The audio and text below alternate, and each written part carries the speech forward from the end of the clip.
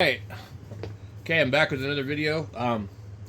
So one of the things that I noticed about from switching from like Windows to Linux, one of the biggest things I have problems with for some reason is not having Rufus or Balena Etcher to work on Linux. I know one of them works on there, one of them does not, and um,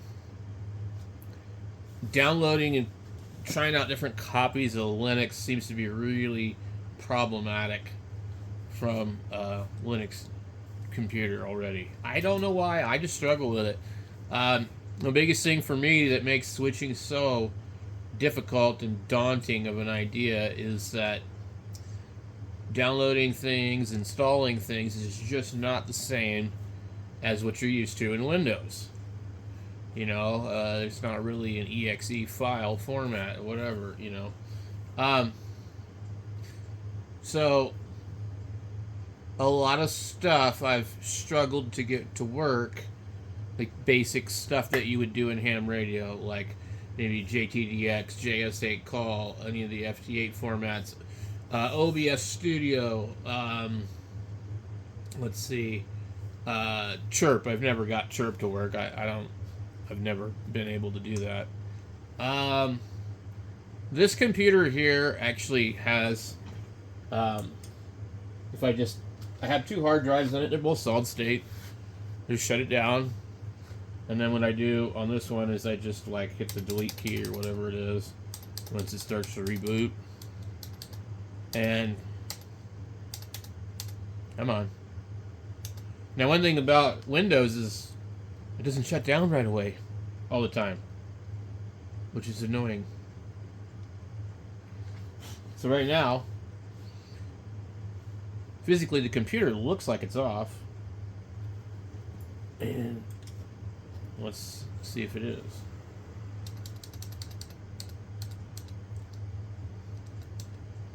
I forgot to just hit the reset button. Okay. Now, I guess this company embedded their name into the motherboard somehow. Okay, so this is I don't know how much RAM is in here. I wonder if the XMP works on here. There is silicone power. We have 1600 megahertz. I'm just curious. I guess I don't really want to change anything. We have an i7 6700, 4 gigahertz.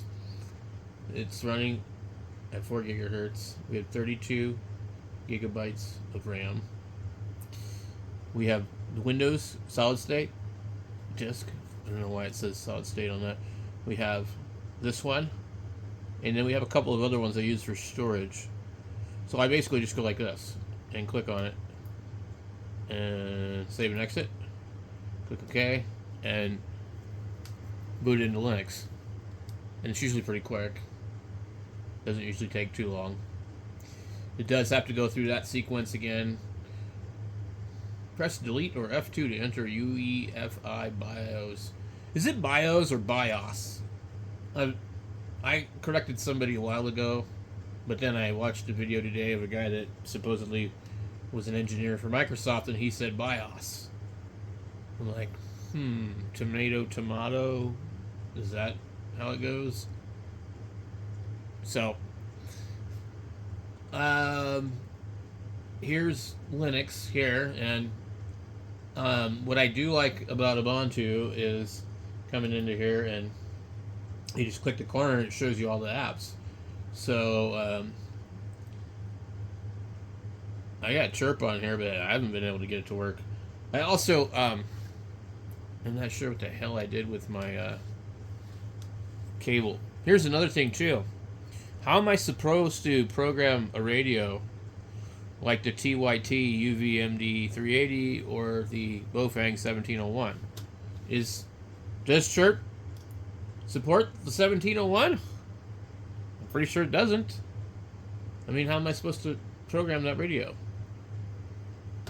So radio, let's just go here, a new, okay. I don't care, I'm in Linux, I don't want to try and download anything. Okay, download from the radio, port, fake, Okay, Bofang.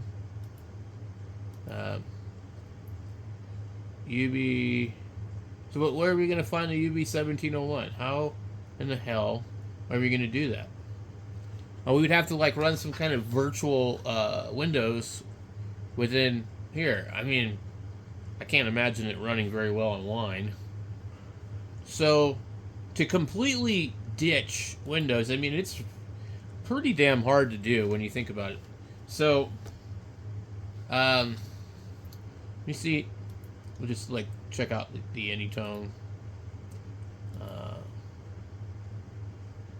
You just have these stupid ass ones that were sold by what is that company? B-Tech, Terminator, Obliterator. Okay, so yeah, I don't have any way to test it at the moment, but I couldn't get it to detect the USB cable. One thing that might be interesting, I do have an older cable that gets rejected by Windows. We could just see if it does anything. I think I have a UV5R over here. I do. Okay, so let's just try it and see what happens. Oh my god, it does not want to plug in. What the hell? What in the heck? You know, I cannot believe how long these radios have been going for. I mean, dude. Okay, so radio, download from radio. Okay. It's seems to be doing nothing. Okay, we have a problem already. Let's go ahead and close chirp, come back in here, and try and open it again. Just see what happens. Radio. Download from radio. Okay. Since I plugged this cable in, it just doesn't want to do anything. Okay, edit, file, new, help, load,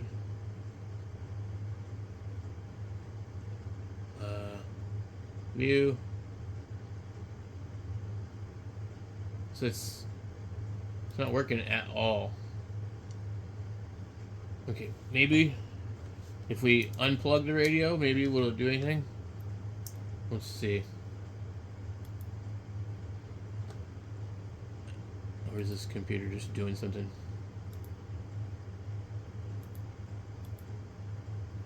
So it doesn't like. It doesn't seem to like my thing here. Interesting. I cannot get it to do anything. And I don't know what the reason would be. We'll try this again. We have just the cable plugged in. There is no radio. Okay.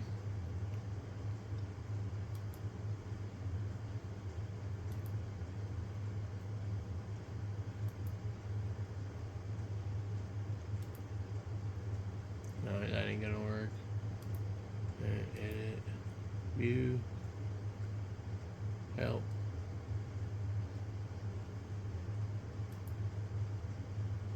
Cancel. Okay. So, unplugging it. Let's unplug it and see what happens. Okay. Download from radio. I get this fake thing. But this thing... Okay, let's try and plug it in now.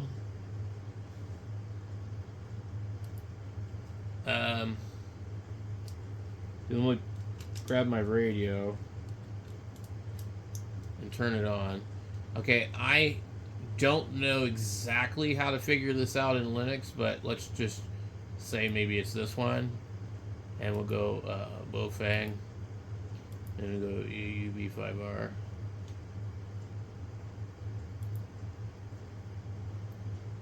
And click OK. Click OK. Could not open the port. Permission denied.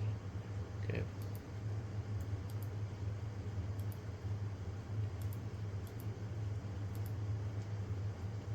Alright. Straight 0. I noticed something kind of bumping around over here on the corner. Chirp was doing something weird. Error, communicating.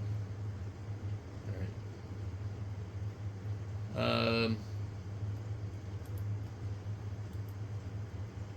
There's like a settings menu where I maybe can figure out system.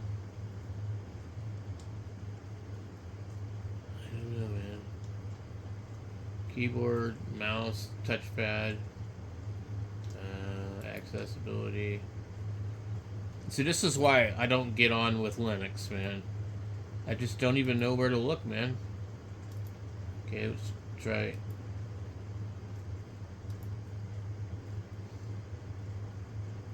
Just try reopening it. It won't even open. It says it's thinking. Okay.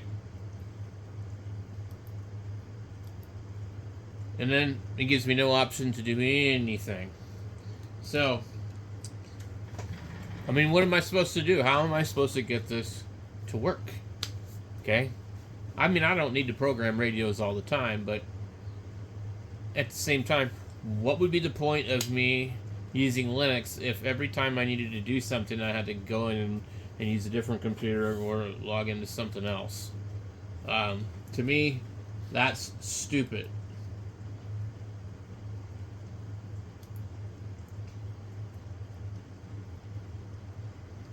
So,